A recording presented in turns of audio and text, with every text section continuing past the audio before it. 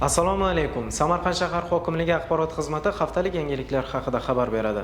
Samarqand shahrida 5 tashabbus olimpiadasi doirasida futbol va mini futbol bo'yicha Davlat xavfsizlik xizmati kubogi musobaqalariga start berildi. 2021-yildan boshlab respublikamiz yoshlari o'rtasida futbol hamda mini futbol bo'yicha Davlat xavfsizlik xizmati kubogi musobaqalari o'tkazib kelinmoqda. Yoshlar o'rtasida katta qiziqishga sabab bo'layotgan mazkur ommaviy sport tadbirining nufuzi va geografiyasi tobora ortib boryapti. Samarqandda ham 5 tashabbus olimpiadasi doirasida futbol va mini futbol sport turlari bo'yicha Davlat xavfsizlik xizmati kubogi musobaqasining 2026-yildagi mavsumiga tantanali ravishda start berildi. Tadbirda Davlat xavfsizlik xizmati viloyat boshqarmasi mas'ullari, viloyat va shahar hokimligi, sport boshqarmasi mutasaddilari ishtirok etishdi. Unda so'z olganlar sport musobaqalari yoshlarimizning salomatligini mustahkamlash, ularning bo'sh vaqtini mazmunli o'tkazishda muhim ahamiyat kasb etishini ta'kidlashdi.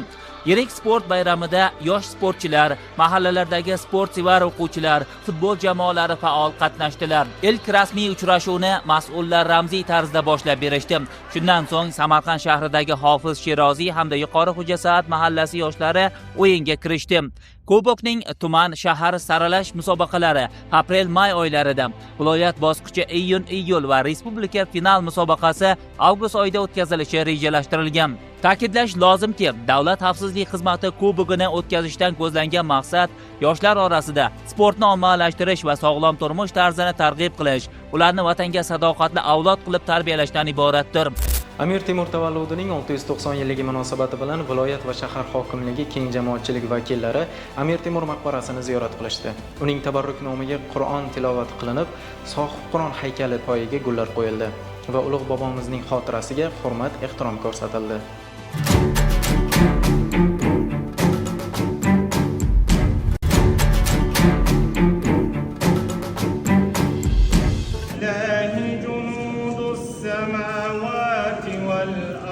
Rahim ya Rabbi dargohingda qabul qilgin bi rahmatika.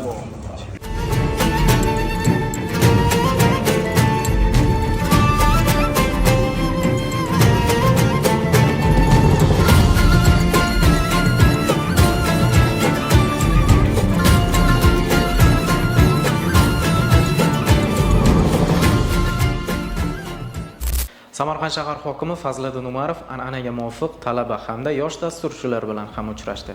Mamlakatimizda har haftaning payshanba kuni yoshlar kuni etib belgilanganligi ortidan hokimlik va tashkilot rahbarlarining yoshlar bilan uchrashuv hamda muloqotlari an'anaga aylandi. Shu munosabat bilan Samarqand shahar hokimi Fazliddin Umarov Muhammad al-Xorazmiy nomidagi Toshkent axborot texnologiyalari universiteti Samarqand filiali talabalari bilan uchrashdi. Shuningdek, School 21 dasturchilar maktabida bo'lib, yoshlarning innovatsion loyihalari bilan tanishdi. Uchrashuv davomida yoshlarning taklif va tashabbuslari qo'llab-quvvatlandi.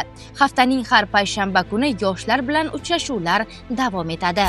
Sohib Qur'on Amir Temur tavalludining 690 yilligi munosabati bilan o'tkazilgan tanlov g'oliblari taqdirlandi.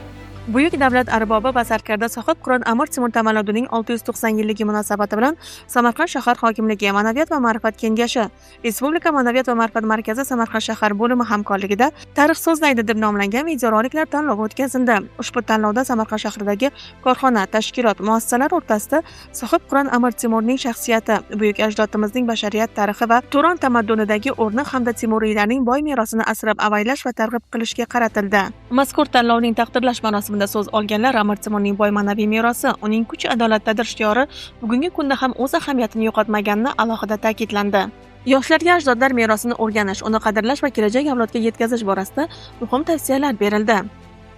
Tarix so'zlaydi nomli tanlovi milliy kontent, eng yaxshi milliy kontent hamda sun'iy intellekt yordamida tayyorlangan videoroliklar tanlovida faol ishtirok etdik. Aynan Amir Temur bobomiz o'sha adolatli, ma'rifatparvar, o'sha nafaqat o'zining sarkardaligi bilan, balkim o'sha donoligi, ma'rifatparvarligi bilan butun dunyoga o'rnak bo'lganlar. Aynan Samarqand shahrida ilm ma'rifatni rivojlantirgan. Bu Amir Temur bobomiz bilan o'sha ajdodlarga munosib farzand bo'lish, ya'ni o'quvchilarni vatanparvarlikka bo'lgan jihatlarini biz albatta har bir o'quvchiga yetkazib borishimiz kerak. Tanlov doirasida ishtirokchilar 2 yo'nalishda eng yaxshi milliy kontent videoroliklar hamda sun'iy intellekt yordamida tayyorlangan innovatsion videoroliklar orqali o'z ijodiy ishlarini namoyish etdilar. G'olib va sovrindorlarga hamkor tashkilotlar tomonidan diplom hamda 3 milliondan 6 million so'mgacha bo'lgan pul mukofotlari topshirildi.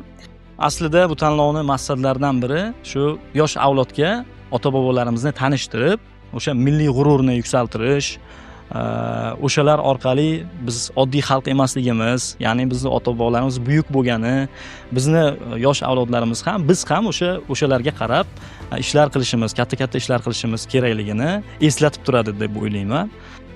G'oliblar o'z chiqishlarida bu kabi loyihalar ularni tarixni yanada chuqur o'rganishiga undashini e'tirof etishdi. Bu kabi ma'naviy ma'rifiy tadbirlar yoshlarni milliy qadriyatlarga sadoqat ruhida tarbiyalash barobarida ajdodlar merosini kelajak avlodga yetkazishda muhim ahamiyat kasb etadi. Samarqand shahar hokimligida korrupsiyani oldini olish va bu illatga qarshi murosasiz kurashish mavzusida o'quv seminari tashkil etildi.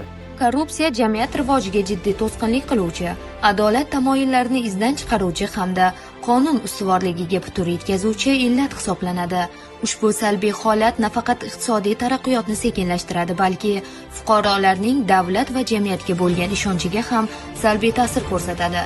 Shu illatning oldini olish maqsadida Samarqand shahar hokimligida mavzu yuzasidan tashkil etilgan o'quv seminarida shahar hokimining o'rinbosarlari, tegishli tashkilot va idoralar rahbarlari ishtirok etdi. Seminar davomida mutaxassislar tomonidan korrupsiyaning oldini olish, unga qarshi kurashish mexanizmlarini takomillashtirish hamda bu borada amalga oshirilayotgan ishlar samaradorligi yuzasidan atroflicha ma'lumotlar berildi. Bizda hozircha shular, kelgusi dasturlarimizda ko'rishguncha salomat bo'ling.